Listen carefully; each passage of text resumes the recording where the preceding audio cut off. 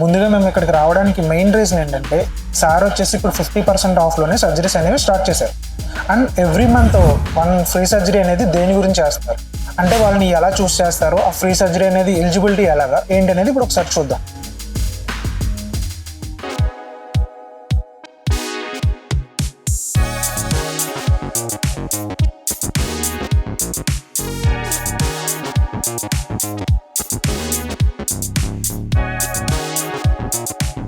Hi sir, నమస్తే. ఈ ఇంటర్వ్యూకి మీరు యాక్సెప్ట్ చేసినందుకు ముందుగా థ్యాంక్ యూ మా ఛానల్ వైపు నుంచి.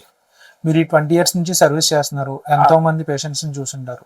దాని గురించి మీ అభిప్రాయాన్ని మీరు ఎలా చెప్పాలనుకుంటున్నారు? 20 years బ్యాక్ నేను ప్రాక్టీస్ స్టార్ట్ చేశాను. 2004 నుండి 2006 వరకు ఉస్మానియాలో మెడిసిన్ అయిపోయిన తర్వాత నా పీజీ కేఎంసీ వరంగల్లో కంప్లీట్ చేశాను. తర్వాత వరంగల్లోనే ప్రాక్టీస్ స్టార్ట్ చేశాను. ఫస్ట్లో ఫ్రీలాన్సింగ్ డాక్టర్ లాగా ఉండేవాడిని. తర్వాత 2014లో హాస్పిటల్ స్టార్ట్ చేశాను. అప్పటి నుండి ఒక 12 years నుండి ప్రాక్టీస్ ఫుల్గా రన్ అవుతుంది.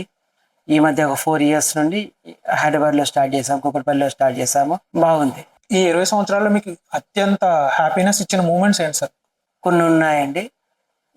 ఈ మధ్య పేషెంట్స్ చాలామంది చిన్నపిల్లలు 1 year బేబీస్ వాళ్ళందరూ గ్రౌండ్ నట్స్, పీనట్స్, సీతాఫల్ సీడ్, ఆస్పిరేట్ లంగ్స్కి వెళ్తుంటాయి కొంతమందికి తినే క్రమంలో. వాటిని తీసిన తర్వాత పేషెంట్స్ చాలా హ్యాపీగా ఉంటారు. వాళ్ళ పేషెంట్ వాళ్ళ తల్లిదండ్రులు. అవి నాకు చాలా హ్యాపీ మూమెంట్స్ అవన్నీ. ఇప్పుడు మీరు ప్రాక్టీస్ మొదలుపెట్టిన 20 years నుంచి అప్పటికి ఇప్పటికి అసలు చేంజెస్ ఏమొచ్చినాయి, ఏమేమి అప్డేట్ అయినాయి, మీకు ఎలా అనిపిస్తుంది ఈ చేంజెస్తో? అప్పట్లో మేము పీజీ చేసే టైంలో బుల్సె ల్యాంప్తోని ఓపీ చూసేవాళ్ళము. ఇప్పుడు చాలా రోజుల నుండి ఎండోస్కోప్స్తో ఓపీ చూస్తున్నాము. మైక్రోస్కోప్స్, చాలా అడ్వాన్స్డ్ మైక్రోస్కోప్స్ వచ్చాయి. కెమెరాస్ కూడా చాలా మంచిగా వచ్చాయి. అప్పుడు మేము చిన్న కెమెరాతోని సర్జరీ చేసేవాళ్ళము. ఇప్పుడు 4K camera, starch Germany cameras వచ్చినాయి. దాంతో చాలా ఎక్స్పెన్సివ్ కెమెరాస్ అవన్నీ. వాటితో సర్జరీ చేస్తున్నాము. పేషెంట్స్కి మంచి ట్రీట్మెంట్ ఇస్తున్నామనే హ్యాపీనెస్ ఉంది. ప్లస్ మేము కూడా సర్జరీస్ కూడా ఎంజాయ్ చేస్తున్నాం. ఫ్యూచర్లో ఇది ఏ వరకు తీసుకెళ్లే ఛాన్స్ ఉందంటారా? ఉందండి, ఉంది. కొన్నిసార్లు ఇప్పుడు చాలా మంది రోబోటిక్ సర్జరీస్ అవుతున్నాయి కదా, గైనకాలజీలో, జనరల్ సర్జరీలో, ఆంకాలజీలో. ఇప్పుడు ఈ మధ్య కొంతమంది బాంబేలో కొంతమంది టంగ్ బేస్ సర్జరీస్ కూడా రోబోటిక్ చేస్తున్నారు. అట్లనే మాకు కూడా ఆ టెక్నాలజీని మేము తీసుకురావాలనే దాని మీద ఉన్నాము. త్వరలో మేము రోబోటిక్ టెక్నాలజీని మా హాస్పిటల్కి తీసుకొస్తాం. ప్రస్తుతం మీ దగ్గర ఎక్కువగా ఈఎన్టీకి సంబంధించిన ఏ టైప్ పేషెంట్స్ ఎక్కువగా వస్తున్నారు సార్? నోస్ సర్జరీస్ జరుగుతుంటాయి, ఇయర్ సర్జరీస్ జరుగుతుంటాయి, థ్రోట్ సర్జరీస్ జరుగుతుంటాయి. జనరల్గా ఏమవుతుంటుంది అంటే జూన్లో ఎక్కువ టాన్సిల్స్, అడినాయిడ్స్, పిల్లలకి స్కూల్ ఉండదు కదా, ఆ టైంలో ఆల్రెడీ అన్ని షెడ్యూల్ సర్జరీస్ అన్నీ ఆ టైంలో జరుగుతుంటాయి.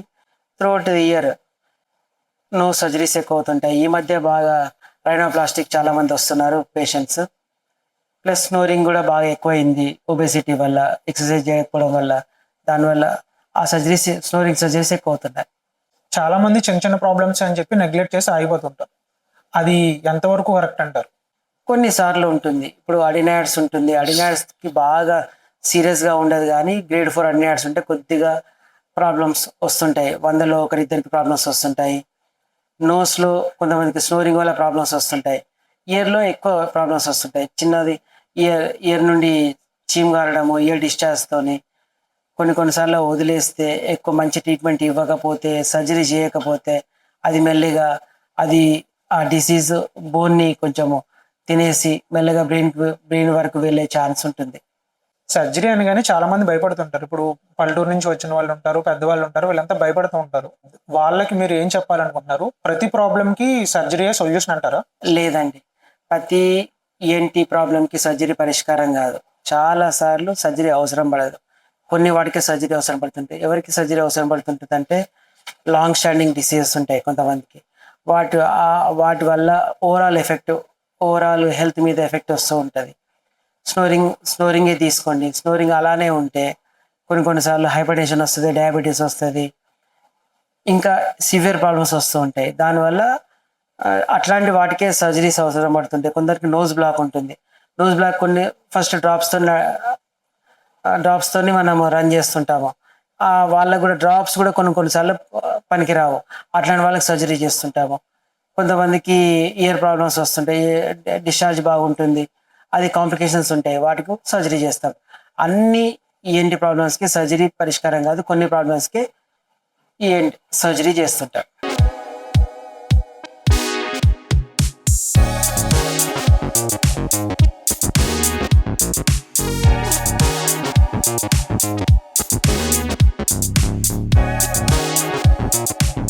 మీ పేరమ్మా?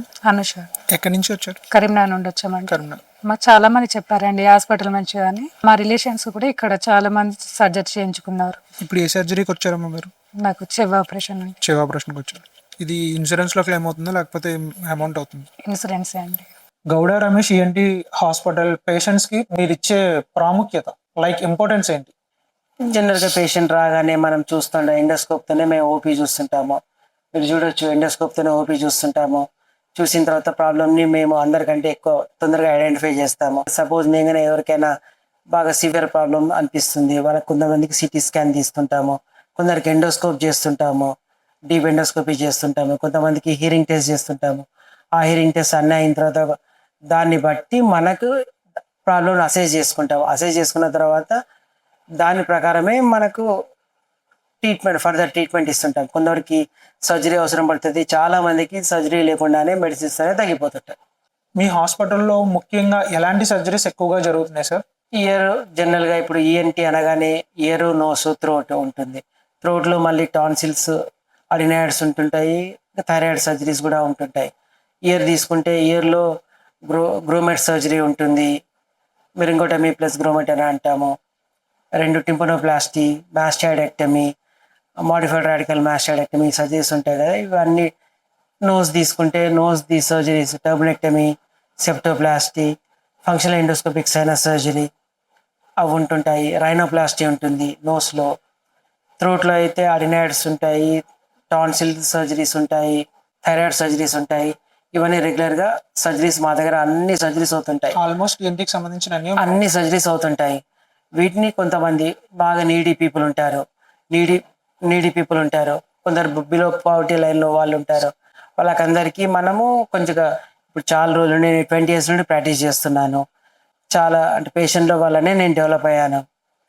సో నాకేముంటుంది, కొద్దిగా మనం కూడా పేషెంట్లకు మంచి చేయాలనే ఉద్దేశంతో మనం కొద్దిగా మనం giving back to the society లాగా కొద్దిగా హెల్ప్ చేయాలనే ఉద్దేశంతో ఉన్నాము. కొంత needy people, below party line పీపుల్కి కొంత తక్కువ చేసే ఉద్దేశంలో ఉన్నాం మేము. తక్కువగా అంటే ఎంతవరకు సార్? ఒక 50%, అప్ టు 50% వరకు మనం తక్కువ చేయాలనే ఉద్దేశంతో మేము ఉన్నాం. అంటే ఓవరాల్గా ఇంకా సర్జరీ అన్ని అందులోనే 50% ఆఫ్ ఇస్తారు సార్, ఓన్లీ సర్జరీ బేస్ మీద సార్?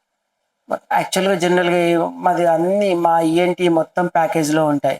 సర్జరీ ఛార్జెస్ కానీ, అనస్థీషియా ఛార్జెస్ కానీ, బెడ్ ఛార్జెస్, ఓటీ కన్జ్యూమబుల్స్ కానీ, మామూలుగా ఓటీ ఛార్జెస్ కానీ అన్నీ దానిలోనే ప్యాకేజీలో వస్తుంటాయి. ఆ ప్యాకేజ్ వరకు మాత్రం చేస్తుంటాము. ఇవి కాక ఒక సర్జికల్ ప్రొఫైల్ అని ఉంటుంది, అదొకటి ఉంటుంది. పోయేటప్పుడు మెడిసిన్స్ కొనుక్కొని వెళ్ళాల్సి ఉంటుంది పేషెంట్స్. అసలు ఈ ప్రతి నెల ఫ్రీ సర్జరీ అనే కాన్సెప్ట్ ఏంటి సార్? అసలు దానికి మీ ఇన్స్పిరేషన్ ఏంటి? అసలు ఎందుకు చేద్దాం అనుకుంటున్నారు? చాలా రోజుల నుండి మేము అనుకుంటున్నాము. కొంతమంది పేషెంట్స్ ఏం చేస్తున్నారు అంటే, మేము ఒక 50,000 సర్జరీ చెప్తాం, 60,000 సర్జరీ చెప్తాం, చెప్పగానే మా దగ్గర డబ్బులు లేవు అని గవర్నమెంట్ హాస్పిటల్కి వెళ్తుంటారు. గవర్నమెంట్ హాస్పిటల్లో చాలా పెద్ద వెయిటింగ్ లిస్ట్ ఉంటుంది.